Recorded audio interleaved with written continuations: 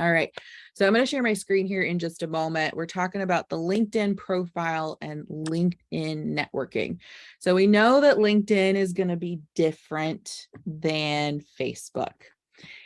There's a different expectation as well. You might have the same exact friends and network on Facebook and have the same exact friends on LinkedIn, and their expectations of what you're posting, how you're posting, the quality of your post are going to be different. And so that's really important to know, because we might have that same post that we want to put on social media and we put it on Facebook first, and then we put it on LinkedIn, and it might feel weird. It doesn't feel in alignment with how LinkedIn is, versus if we post first on LinkedIn and then we copy and paste that post onto Facebook, it has this really high elevated quality. And sometimes people are like, ooh, she's really serious. Like, she really knows what she's talking about. So we want to look at what that is and how we break that down. So on Facebook, we're really looking at more of this personal, more of this vulnerability that's showing up. We can talk about our emotions a little bit more. When we're on LinkedIn, we can still use vulnerability and talk about our emotions, but we're going to talk about it in a slightly different way. We're going to think, if we were talking to the CEO of Humana or Google, what are we going to say about vulnerability and emotions? We might be a little vulnerable and say something about, like Denise, like talking about death and having some creativity, but we would approach that a little bit different if we're talking to our sister's friend versus if we're talking to a CEO, right? So we want to take that in mind and think about who our audience is and what their expectations are. When we're in human resources, we talk about vulnerable things like breaking down barriers of diversity, equity, inclusion, but we're going to talk about that differently on LinkedIn than on Facebook. So we want to be mindful of the audience. Second, let's talk about our profile. So our profile on LinkedIn should be very much business. Versus on Facebook, we can be a little bit more friends and family. We can cater towards like, hey, I'm a real person, but I can also tell you about my business. On LinkedIn, it's business first. We give them little glimpses of who we really are, but that's not what it's about. It's really about, what can I offer from a business point of view? So we want to refrain from, and I'm sure you all know this, refrain from sharing pictures of your children and your family, unless it has a direct link to something that you're doing at work or something you're teaching. And even then, we can still probably change it so that it's not including that. All right. For example, let's say we want to talk about our work-life balance. We might have a photo of us at our desk looking professional, and maybe our kid is sitting next to us or something of that nature. But versus on Facebook, we might just post a photo of us having fun and taking a lunch break or something like that. So we want to really gauge on what those differences are going to be when we're posting. Now, for your profile, which is where I want to pop onto LinkedIn and show you what you can do, you really want to think of this as your resume. When we're going to networking events, when we are sharing about ourselves at work, you apply for a job, you apply for a contract, people are going to go to your professional page first. Then they might go to your Facebook second. So when we go to a networking event, we want to share with them and connect with them on LinkedIn, not Facebook. We can do that second if we really like them and we want to be friends with them. But if it's business oriented, we are connecting on LinkedIn and we're somewhat avoiding Facebook. Okay. Only if we're thinking we might want to be friends. Now, who's on Facebook doing this? All right, we know there's coaches and a little bit more of the entrepreneurial woman is on Facebook. But really, the ones that have taken it to the next level, that are ready to be professional, those are going to be on LinkedIn as well. Now, on Facebook, we're looking at more of the Facebook groups is really where we're connecting on a professional level. On LinkedIn, the groups are secondary. Really, we're looking at what quality value am I going to add and give people through my posts on LinkedIn. They don't mind being sold to in posts, but they also really want you to teach them through their posts, even more than on Facebook. Facebook is where all the freebie hunters are. Or what is it, Holly? You said the freebie finders. I like that better. So we're catering to all with the freebie finders, and they don't care. They just want free stuff. On LinkedIn, they want quality. They want your freebie maybe in a really nice PDF, and it's going to give them some tips that they can utilize today or make them feel a little smarter. And they're willing to even pay for that if they need to, because they have value for people that have quality content. And I did a survey on LinkedIn and I asked people, what is it that you want to see? Are you wanting to see some inspirational quotes? Are you wanting to see knowledge? Are you following people to be inspired? They want to learn. An occasional quote, yes, they will get likes, but that quote better have some knowledge packed behind it in the text. They want to learn. So anytime that you can provide something, make sure it's a teaching value moment.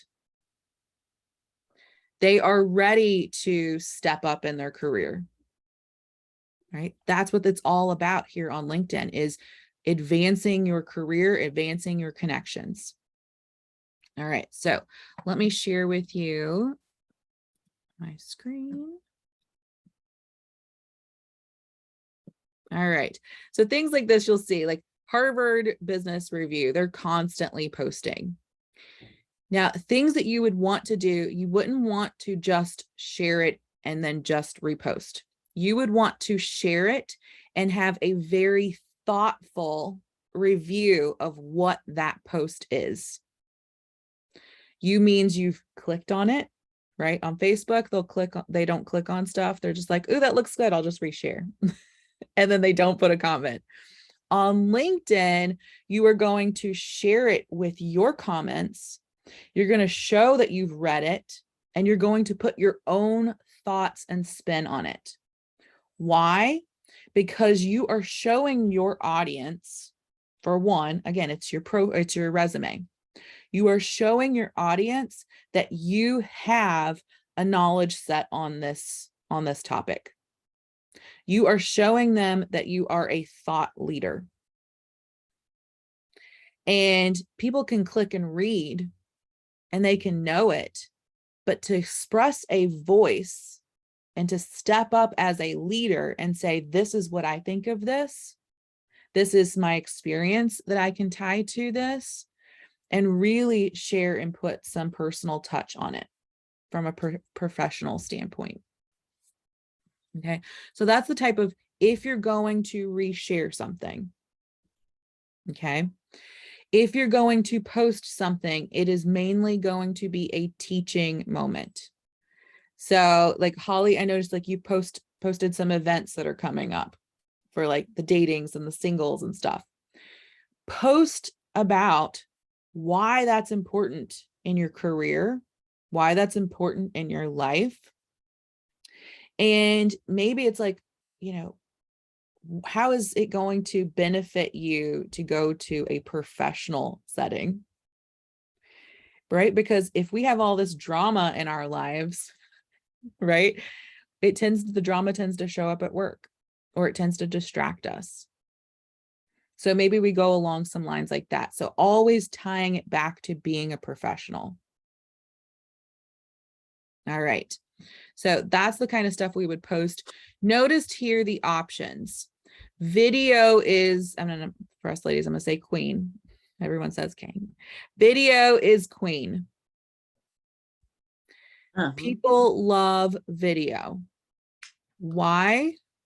Because we don't have to read. Now, you're more likely to have people reading content on LinkedIn than on Facebook. We're not posting our reels here. We might post a webinar that we did. We might post a 5-minute tips. Again, it's going to be very educational based, not entertaining based. Okay, if we start entertaining, people are going to see us as serious. Now we could still show up, right? We could still show up in wacky gear. You knew that's where I was going. Yeah, you can still show up in wacky gear, and you could say, like, these are the 5 reasons why you need more play in your day as a professional, and talk about that. And that is okay, because we want to show up representing our brand and our business. So I'm not saying to downplay that, but how we're targeting that message really needs to be targeting that audience. Because if I saw someone saying 5 reasons why you need to play as a professional, and I saw you in all of your gear, like, I'd be like, oh, wait a minute. Like, what is she talking about? So that's okay. You would still be stopping their scroll. Right. Okay. And someone else could write the same exact thing. And if they're sitting there going, 5 reasons why you need to play, right? Like, it's going to be so different. So we want to bring our own personal energy. Like, I tend to be very, like, I talk with my hands a lot. And, you know, sometimes I might even have the baby in my arms, right? And I can say, I'm working from home. So those things are okay. So I want to give you permission to do that as well. Sometimes we need permission from someone else. All right. So let's look at the profile. And Holly, so anyone watching the record as well, like, Holly makes really fantastic banners and stuff, as I've been learning the past couple days. So anyone can hit up Holly to make them a banner. So you want to have some information on your banner.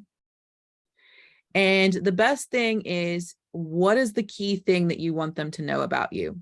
It could be a quote. It could just be your email or your website. But think about it. When they come to the page, this is the first thing they're seeing.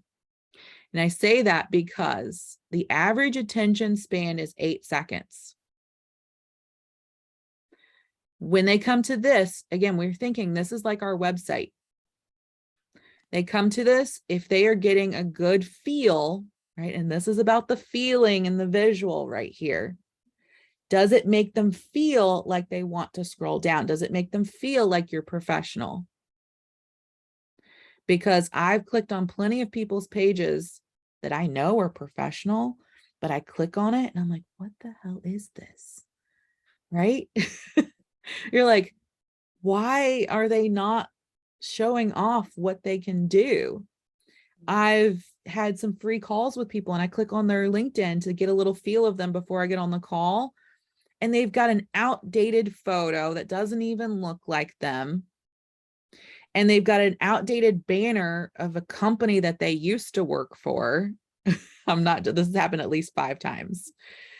And so this needs to be updated. Now, how often do we update it? I recommend updating it every single quarter. Every quarter. Why? Because us as business owners, we need to be paying attention to the quarters, first of all. But we need to keep it fresh. Now, we need to keep it fresh in the sense of, we don't want to change it so much that people cannot recognize us. We still want to stick to our brand and we want to be recognizable. Maybe, like for me, I might have a very similar pose, maybe just a different color shirt on. Or maybe I'm tilting my head to the other side. All right. But I want to keep it so that when they click on it, they recognize me. And that is the key point of this profile photo. I hear a lot of people, They post old ones because they look better. This isn't Facebook. This is LinkedIn. This is about, we are networking, we are connecting. And when people see your profile photo, they need to know that's the person they just met at an event. Okay. I've done this. I went to a networking event a couple weeks ago, and one of the speakers, I typed her name in and I kept looking and I'm like, she's not on here. And I kept looking at the same photo and it looked like her 10, 20 years ago. And I even went up to her and I was like, you're not on here. Oh. And and she was like, that's me. And I was like, well, that doesn't look like you. And she was like, what do you mean? And I was like, it doesn't look like you. And because I was really taken back, I was like, oh, wow, like that, like people need to recognize your photo. It's not a beauty competition. All right. I say that for the guys as well, because I've known some guys that I work with who are like, oh, I've got too much gray, or I need to lose weight. So the guys are thinking this too. That's not what's important. It's important that I recognize you and you be you. And then this banner needs to be crisp and clean, right? We think about professionalism. Do we want to work with someone who's messy? No, we want to work with someone who is clean, crisp, and clear. Those are the big things I'm always talking about: clarity, consistency, and confidence. We want our profile to come off as those. All right. Your title should not be what your current role is at a company. It should be, what title do you give yourself? This is, and Holly and I are going to be doing, talking about your elevator pitch. This is something that's going to be included in your elevator pitch. What title do you give yourself? Right? My current position, I am director of marketing. Does my title say director of marketing? No, because I'm a strategic business and marketing consultant. Now, I could get more specific on there. I could say social media marketing or digital marketing, and I might change that. And I often keep thinking and updating. And if I'm talking to people and networking, whatever I'm networking and saying, I want it to match on my LinkedIn profile. Now you can add hashtags here. The connections. So something magical happens when you get past 500 connections. And a lot of people are like, well, I don't have that many people I know on LinkedIn. Go make friends. Go connect with people. There's a search button. You can type in things that you want to type in. Maybe you want to connect with health and wellness professionals. Type it in, go connect with them. This is your virtual playground to go network. We don't have to wait for an in-person or a virtual thing like what we're doing here. You don't have to wait. And in fact, we just did a workshop last month or so, and called matchmaking and networking. And matchmaking is a term that we typically use within the construction field. And that means you have a target audience and you go chase them down pretty much. And you have everything prepared and you take it to them. You don't put out, we put out our feel good stuff and we put out all of our social media posts and we put out our ads, or we're just waiting for people to come to us. Matchmaking, you go find them. Okay, you figure out exactly the type of people you want. You research them, and you can use that on LinkedIn. Like if I wanted to, and I just use Humana because it's here in Louisville. So if I wanted to connect with a couple vice presidents of Humana because I want to get in with a certain crowd, I can go search and find out who those people are. I can look on the website. I can type in the search field here. I can hunt down and find the people I need to find.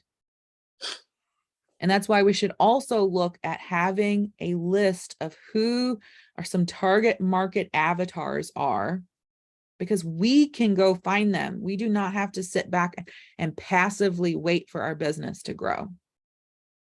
We can be more active in it. And it's really important that when we start these conversations, so talking about that networking piece on LinkedIn, that when we start these conversations, just as we should on Facebook, if we're doing this as well, go look at their profile, go see what they've posted about, what they're liking, find out a little bit about this person and start a conversation with them first, right? No one likes a cold message, even if it's something friendly. It's kind of like oh, who are you? Oh, are you just trying to sell me something? What are you trying to get at? So we have to help them let their guard down. And sometimes I'll just start with messaging maybe 5 people. And I'm just like, hey, I found you on LinkedIn in a search, and I just thought we could connect and support each other.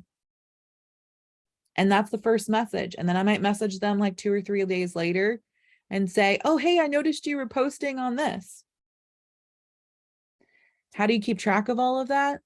Good old friendly spreadsheet. And we should be tracking. And this is one thing that people kept telling me early on in my business, and I didn't listen because it sounded so tedious and ridiculous and time consuming. And they were like, yeah, you should have a list of all the people you know. And I'm like, well, that's what social media is for. Like, why do I need a list and all this? Because if you are serious about your business and serious about getting clients, which means you need to build relationships, you're going to have a list of all the people you know, when you met them, when was the last time you talked to them, what are some key things that you talked about, and there's systems, tools that you can use for this too. But I don't want that to be what stops you, because you don't have to spend money to make this work. Now, once you're doing it and you get in a rhythm and your business is making a lot of money and you can pay for a tool that saves you time so you can keep doing more of what you want to be doing, fantastic. But a spreadsheet works too. And I've even had friends that have a good old notebook and they just handwrite it out. So don't let your excuses be bigger than your goals. Okay. So go make connections. Now you can put on here that you're open to work or you're open to working with people. So there's a couple options here. Make sure you're in there. Make sure you're playing with it. Updating, you can make sure you update. You can also edit your public profile URL. And I recommend this because it makes it super easy to find you, especially if you have a difficult name or if you have a common name. And then even if you don't, you still should edit it too. But those are really good ways so that when people are trying to find you, right? Like John Smith, I can only imagine how many John Smiths are on here. But if you tell people, oh, I'm John Smith 2015, okay, I can type that in and I can go straight to it. Okay, reduce the amount of work people have to do to find you. All right, how much should we post on LinkedIn? You should really be posting on any social media account. You should be posting 3 to 4 times a week. Why? So that you can show up in the Google algorithm, so that people can find you easier. Okay, 3 to 4 times per week. There's some great analytics. I recommend having creator mode on. Featured articles. You should do this. If you have a blog post somewhere else, copy it, paste it in here, put a pretty picture.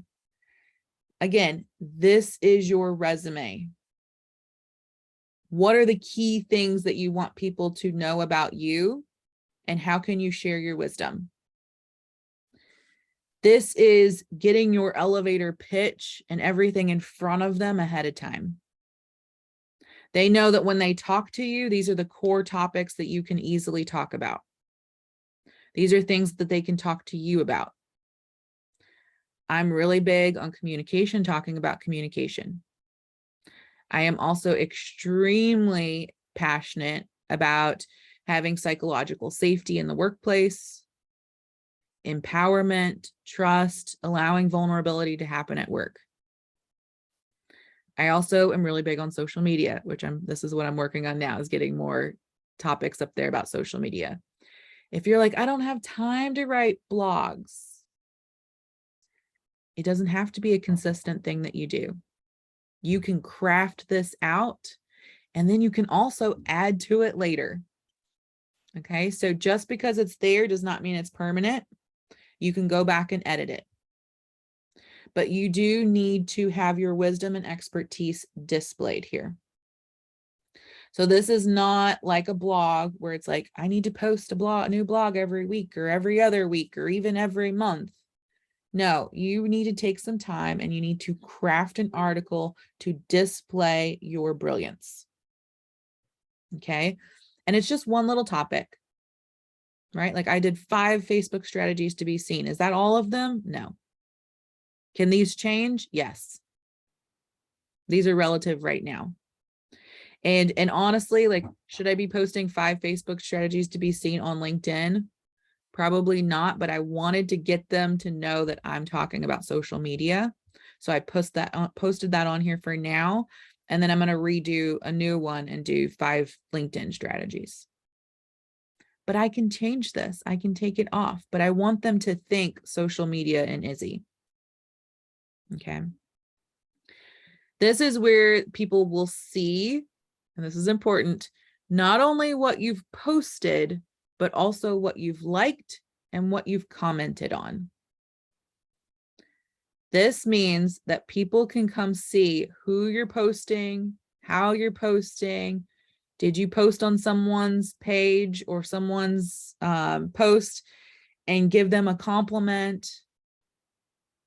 So there's 2 different ways to look at this. Either 1, they can see you're really friendly and supportive, or 2, you only want to carefully and strategically post on people's pages, on their posts. Okay, so you can approach it from 1 or 2 different ways, which is a little different than on Facebook. The Facebook algorithm is totally different. You want to comment, like, emoji, do all this other stuff. It's not the same on LinkedIn. We need to be a little bit more strategic. Okay. I mean, even if I posted in a group, it's saying what I posted on. So if we're looking at this and we see the last 4 posts that I commented on, liked on, again, we need to be pretty strategic. It's not the same as Facebook where I can post and it's kind of a profile being displayed based on my posts. This is more crafted. Your about section. Oh, your about section. I see so many people underutilize this. This is your spot. You can paste a, hey, come book a call with me. You can post a, check out this latest video. This is kind of like up here. All right. Again, this is like your webpage. Up here was that first sense of you. This is your core pillars. They can click and read. They get a gist of what your activity is. Your about section. This is where you get to pitch yourself. This is where your elevator pitch comes in. This is where you can talk about those core pillars. This is where you can include those links you want them to go visit. Keep it short, keep it sweet. Do not write a novel. Okay. Just about here, you know, maybe it's 3 or 4 paragraphs, and paragraphs are small. Talk about what you're passionate about. Again, they're going to scan this. We're in a scrolling society now. What keywords are they going to pick up on? And that's why I've visually broken this up so that they can pick and choose what they want to read. If it's all one big blunk, I'm not going to read it. Visually break it up. And we should do that in all of our posts. Okay. Your experience is really important. Make sure that these reflect what it is that you want to know. This is really the strong resume part. You get to choose what goes in there, not the company that you worked with. I mean, it should be an alignment, but you get to choose what goes in there. I won't go into that too much. Make sure your education is up to date. Make sure your license and certifications are up to date. And again, if you're going in here and you're updating your profile photo and your banner once a quarter, just scroll through this and make sure this is up to date every quarter too. And so if you took another certification, I really like the LinkedIn Learning portion of LinkedIn. Those will update automatically on here. But check in, like, is there some kind of training or certification that you took that you need to add in? Volunteering is a really great thing on here as well, because people can see where your passions are. And that's one thing I need to update. Skills, make sure that you are putting those in here, especially for those if you're applying for jobs or contract with someone. These need to match up with whatever job you're applying to. Okay. Or if a company is wanting to hire you to be a speaker, what are the key things that they might be hiring you as a speaker for? Those things need to be in here. And then you can get people to endorse them as well. Recommendations is a thing on your profile that you need to turn on.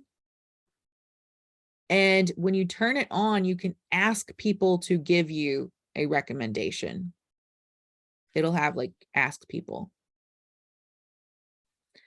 As you're connecting with people on LinkedIn, this is really important. When I do a free consultation call, I generally ask people, because I get a lot of value in it. I typically ask them, hey, afterwards, could you go add a recommendation for me? As you can see, not everyone does it. So it might be good to follow up with them afterwards. Or if you have people that you just work with and you're saying like, hey, I really need some recommendations on my profile that are talking about these core areas. Like, right, I might ask you all, be like, hey, write me a little recommendation on my teaching. All right, you can add courses that you took in college, which are really important, like design thinking is one. Of course, I took a lot more than this, but what are relevant that people would want to know? Advanced brain management, human resources, like those are the things people are going to want to know. You can put your projects in here. So for example, like I probably need to take this one off and I can put mine and Holly's new project on here. So these are fun projects. So Denise, like you can put your project of, I'm helping create celebrations of life and put that project in here. Like, what's the point of that project? How are you wanting to make a difference in the world with that project? And they can see what your causes and your interests are. But of course, these are further down. So this is people that are really interested. If someone scrolled all the way down to your profile, you want them to see these things. They're really interested. They're wanting to know more and more and more about you. Okay. All right. So I'm going to pause our recording and then let's ask some questions.